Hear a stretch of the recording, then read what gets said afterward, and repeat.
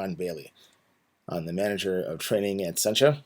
I'm here to walk you through some of the UI components available to you from Sencha's flagship product, XJS, the Enterprise Web Application Framework. So first what we'll do is we will go to Sencha.com's website.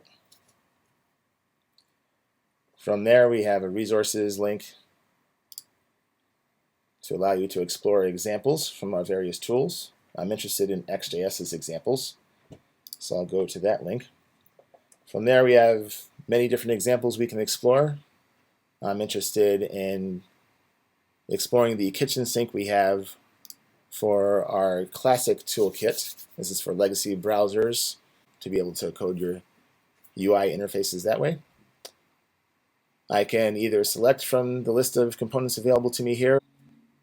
I'll make a search for a menu button as an example.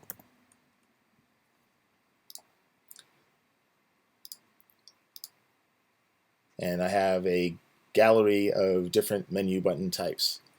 So menu buttons are great because they allow you to have nested links, which would be troublesome to be able to code on your own if you had to. So I have many different examples here. I also have code off here to the right that I can examine for how this was actually executed.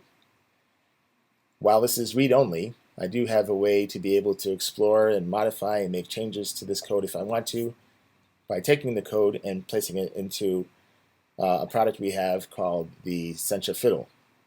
The Sencha Fiddle is going to allow me to play with XJS code in a browser so that I can make changes if I want to, and also share those experiments with any colleagues I might have without having to actually go through the trouble of providing a build locally on my own machine.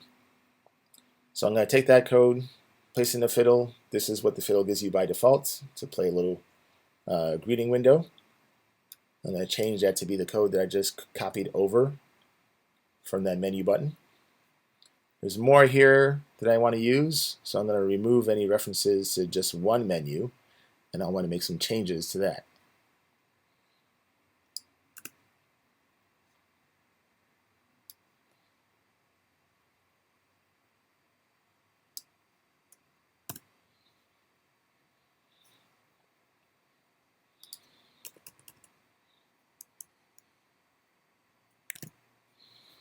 There was another tab with some more code, so I'll take that and place it in the code window as well.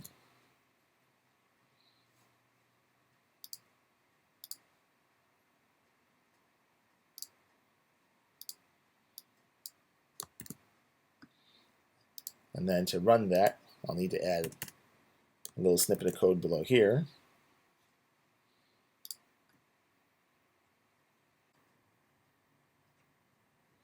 And voila, presto, you have your menu button in the preview. So this is just one of those menu buttons.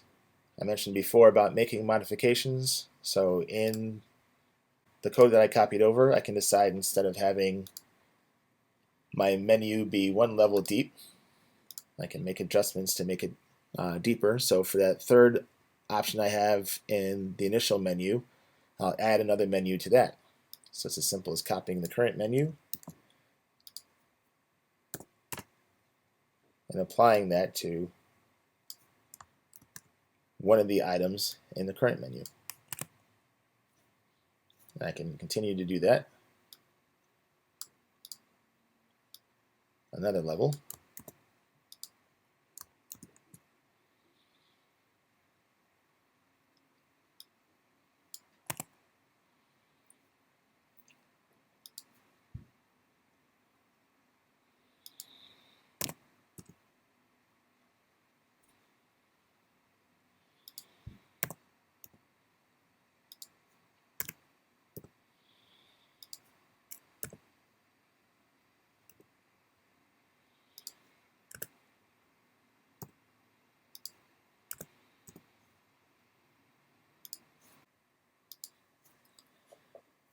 Okay, having made that adjustment, I can see the results in my preview window here. So now my drop down for the menu button is 3 levels deep. A lot faster than it would have taken me to do that on my own for sure.